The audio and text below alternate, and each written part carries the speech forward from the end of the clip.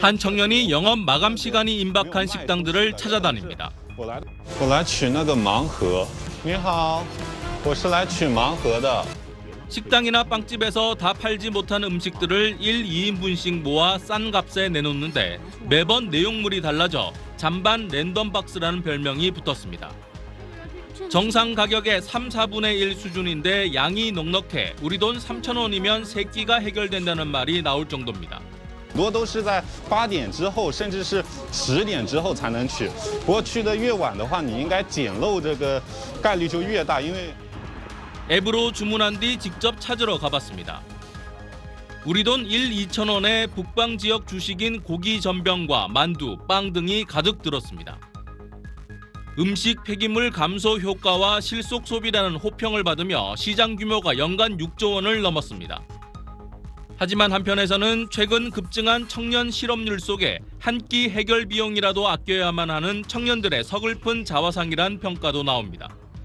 중국 청년 실업률은 2달 연속 사상 최고치를 경신해 5에 1명이 실업자 신세입니다. 최근 학부생 80%가 취업을 피해 대학원 진학으로 몰리면서 2차 대학 입시라는 신조어가 탄생했습니다. 졸업을 하고도 부모에게 용돈을 받는 전업 자녀도 이런 청년 실업률 증가로 생겨난 말입니다. 올 여름에는 사상 최대인 1,158만 명의 신규 대졸자가 나올 예정입니다. 중국의 경기 회복 속도도 더딘 데다 코로나 여파로 수업을 충실히 받지 못한 이번 졸업생들을 중국 기업들이 기피하는 경향까지 있어 사상 최악의 취업난이 우려되고 있습니다. 베이징에서 SBS 정영태입니다. 중국 우한에 사는 25살 란유원 씨. 대학 졸업 후 다니던 회사가 폐업해 직장을 잃은 지 석 달째입니다. 생계를 위해 거리에 주먹밥을 팔러 나섰지만 노점 단속반에 쫓겨다니다 보니 하루 종일 고작 1개를 팔았습니다. 지친 몸으로 주저앉아 서럽게 울먹이는 영상은 1억 회가 넘는 조회수를 기록했습니다. 早上5点钟就起来了。 유명 대학을 졸업하고 5년간 직장 12곳을 전전했는데 저축은 96만 원밖에 없다는 청년들의 하소연도 화제입니다. 我去中传读了一个研究生，然后毕业2年，上一份工作是在火锅店里拿扫卫生。谁能想到这个结果？ 지난해 중국 경제 성장에 발목을 잡았던 고강도 방역 정책을 올해 초 대폭 풀었지만 청년 실업률은 오히려 올라 사상 최고치에 근접했습니다. 최근 들어 어른들의 여행지로 꼽혀온 전통 사찰을 찾아 복을 비는 젊은이들이 크게 늘면서 향 피우는 젊은이가 하나의 사회 현상이 됐습니다. 취업난과 치열한 경쟁에 내몰린 청년들의 불안한 심리가 반영됐다는 분석이 나오고 있습니다.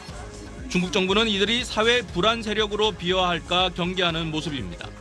시진핑 주석은 청년절을 맞아 농업대학 학생들이 농촌 깊숙한 곳에서 고생을 자처했다면서 중국 청년들은 이런 정신을 가지라고 주문했습니다.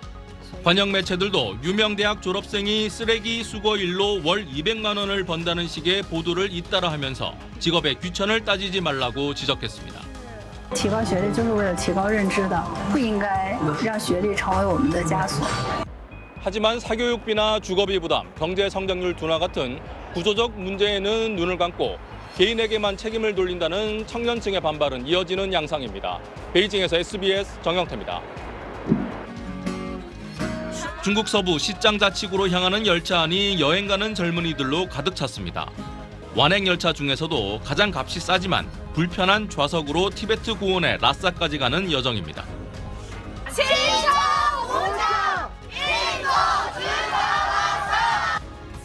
이들이 외치는 젊음은 가격을 매길 수 없이 소중하다는 뜻의 말은 청년 세대의 저비용 여행을 상징하는 유행어가 됐습니다.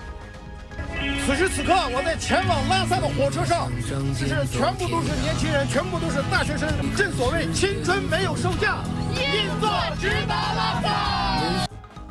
베이징에서 라싸까지 비행기를 타면 4시간이면 도착하는데 왕복 표값은 120만 원 이상입니다. 하지만 녹색 기차로 불리는 완행 열차에 2등석 가장 저렴한 표를 사면 가격은 비행기의 10분의 1 수준.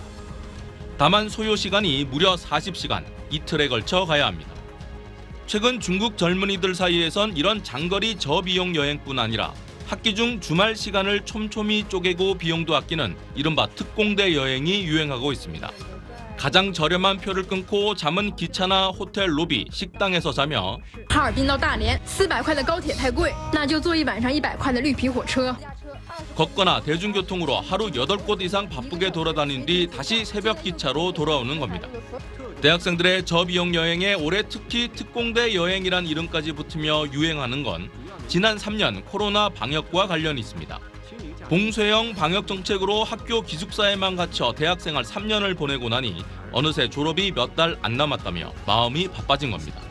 어쩔 수 없이 주말 동안 관광 포인트 수십 곳을 마치 특공대처럼 순식간에 보고 오는 이런 여행 방식에 청춘의 특권이기도 하지만 안타깝다는 반응도 나옵니다. 베이징에서 SBS 정영태입니다.